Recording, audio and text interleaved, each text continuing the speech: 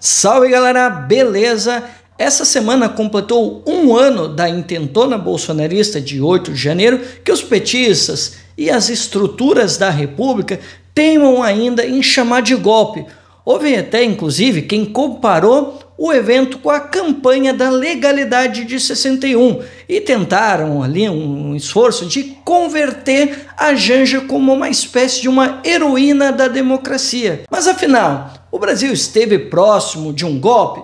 Há paralelos com a campanha da legalidade? E o PT, afinal, prepara ou não Janja para suceder Lula? Sobre o tal golpe de Estado, por mais que as instituições digam que havia uma minuta do golpe ou que o Bolsonaro se reuniu com os militares pedindo apoio na contestação do resultado eleitoral, a tese do golpe ela não para em pé quando ela é confrontada com a realidade, porque diferentemente de 64, não havia forças internas, como, por exemplo, a atuação de instituições da República, como STF, Congresso e Forças Armadas, ou forças externas, como, por exemplo, uma nação estrangeira com relações históricas com o Brasil, caso dos Estados Unidos, que apoiavam qualquer tipo de aventura antidemocrática. Antes, muito pelo contrário, pois os Estados Unidos, a quem o Bolsonaro mantinha uma espécie de uma relação servilista, enviou missões ao Brasil em 2022 e houve inclusive uma resolução do Senado americano prevendo consequências caso o resultado eleitoral fosse desrespeitado. Inclusive, nessa semana, os Estados Unidos, quando todos aí estavam entretidos com a festa da democracia, os Estados Unidos parabenizou o Brasil e reafirmou o apoio inabalável à democracia no Brasil. Mas, para não dizer que eu fiquei no conceito clássico de golpe, bem, eu posso até abordar alguns exemplos de golpes modernos para nossa análise. Por exemplo, não havia manifestações gigantescas na capital, conspiradores e um tal Pedro Carmona, grande empresário venezuelano, para patrocinar e assumir a presidência do país, como foi a tentativa de golpe na Venezuela em 2002.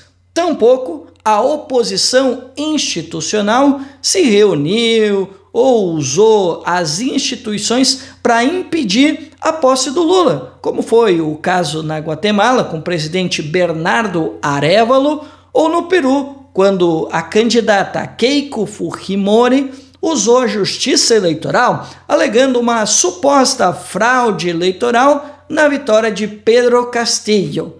Por fim, da nomeação, posse e o dia 8 de janeiro, não houve conflitos urbanos violentos entre rivais políticos, acusações de fraude e uma oposição organizada em conjunto com uma mídia corporativa em franco apoio à queda do presidente democraticamente eleito, ainda que com polêmicas, como foi o caso da Bolívia com Evo Morales em 2019. Hoje sabemos que havia empresários bancando uma oposição não institucional insatisfeita e houve um ataque a símbolos e a poderes da República Brasileira. Entretanto, não é possível chamar aquela revolta ou rebelião bolsonarista de um golpe.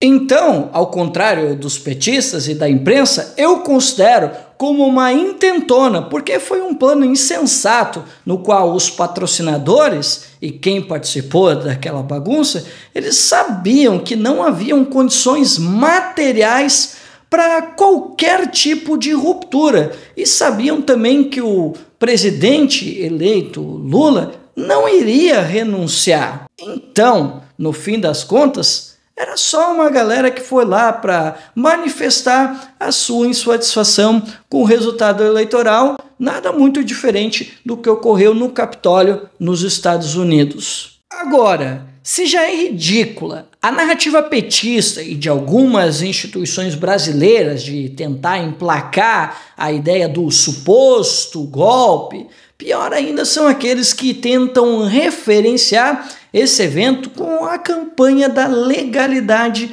de 1961. Nada mais falso. Na campanha da legalidade, havia uma oposição política poderosa que não apenas não desejava o retorno de Jango, como tampouco que ele assumisse o poder. Da mesma forma, a mídia corporativa, os setores empresariais nacionais e transnacionais e setores ligados à igreja, e, por que não, também os militares, também eram a favor de uma ruptura institucional. E isso faz muita diferença, porque isso demonstra que haviam condições objetivas e uma força política capaz de impor uma ruptura. Só que eles não contavam com a figura do nosso herói nacional, Leonel de Moura Brizola, que comprou a briga, organizou o povo na luta, acumulou forças e conseguiu realizar uma negociação com o Comando Sul do Exército para impedir aquela tentativa de golpe já em 1961. Portanto, aquela turma do 8 de janeiro se tratava de uma pequena turma, porém muito barulhenta e altamente financiada, mas sem qualquer acúmulo ou organização para fazer algo minimamente parecido com 61, para ficarmos aqui no caso mais clássico, e tampouco algo parecido com os golpes na Bolívia ou no Peru, com o tal impedimento por incapacidade moral. Mas mudando de papo, que conversa é essa dos petistas nas redes sociais de que a Janja é a verdadeira heroína que salvou a nossa democracia? Nesta semana, o meu amigo Fausto Oliveira, do programa Massa Crítica, levantou ali uma hipótese de que talvez estejam alçando o nome da Janja nesse evento para eles colocarem ela como uma eventual sucessora de Lula. Mas será que isso é quente? O PT está mesmo preparando alguém para a sucessão do Lula? Honestamente, eu considero pouco provável que isso vai acontecer. Primeiro porque já há diálogos internos dentro do PT e até de alguns ministros prováveis sucessores do Lula, caso do Fernando Haddad, que foi candidato em 2018, que já dizem por aí, soltam pistas de que a alternativa para 2026 é a reeleição do Lula. Segundo, o presidente Lula está com seus 78 anos e ele mesmo confessa que está tomando todos os cuidados com a saúde para se manter ativo politicamente, o que é um requisito básico para ele estar apto a concorrer e o que reforça ainda mais a possibilidade de ele colocar o nome à reeleição. Terceiro, Janja não pode concorrer em 2026 porque ela cairia na chamada inelegibilidade cruzada, que segundo a lei da inelegibilidade, no seu parágrafo 3º, diz, abre aspas, são inelegíveis no território de jurisdição do titular o cônjuge e os parentes consanguíneos ou afins até o 2º grau ou por adoção do presidente da República, de governador de estado ou território, do Distrito Federal, de prefeito ou de quem os haja substituído dentro dos 6 meses anteriores ao pleito, salvo se já titular de mandato eletivo e candidato à reeleição, fecha aspas. Em tese, esse parágrafo da lei afastaria as pretensões da Janja ao Planalto em 2026. No entanto, podemos ser definitivos e dizer que a Janja está fora das pretensões à presidência em 2026? Ou será que tem aquela famosa brechinha que pode habilitar a Janja a concorrer?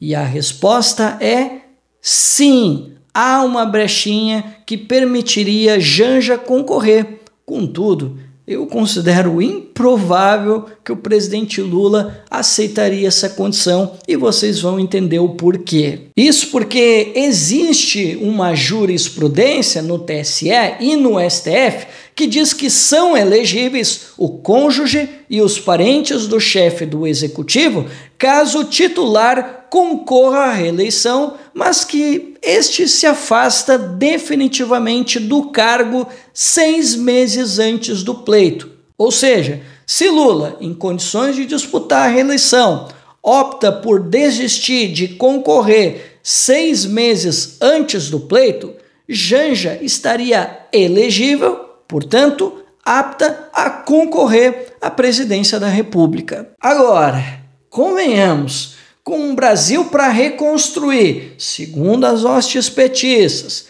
com a máquina funcionando a todo vapor em 2026, visando a reeleição, e Lula com uma popularidade, vamos lá, razoável, alguém acredita que ele se afastaria definitivamente do cargo em até 6 meses para colocar a Janja na linha de sucessão, sendo que essa pode ser a última e provável eleição do Lula? Então, no fim das contas, na minha opinião, é claro, eu acredito que isso foi mais um trabalho coordenado em rede para gerar o famoso engajamento e confusão nas redes, para tentar gerar ali uma falsa sensação de alternativa ao Lula em 2026, como já tentaram fazer em algumas ocasiões com Haddad, Alckmin, Dino, Rui Costa, Jacques Wagner, Camilo Santana e outros. Bem, então esse foi o nosso vídeo, espero que vocês tenham gostado. Se vocês gostaram, considerem se inscrever no canal, dá o like, comenta, compartilhe, ative o sininho para receber a notificação de novos vídeos e, se vocês puderem, deixe a contribuição de vocês no Valeu para dar aquela moral para o canal, tá certo? Obrigado por ter assistido até aqui e até mais.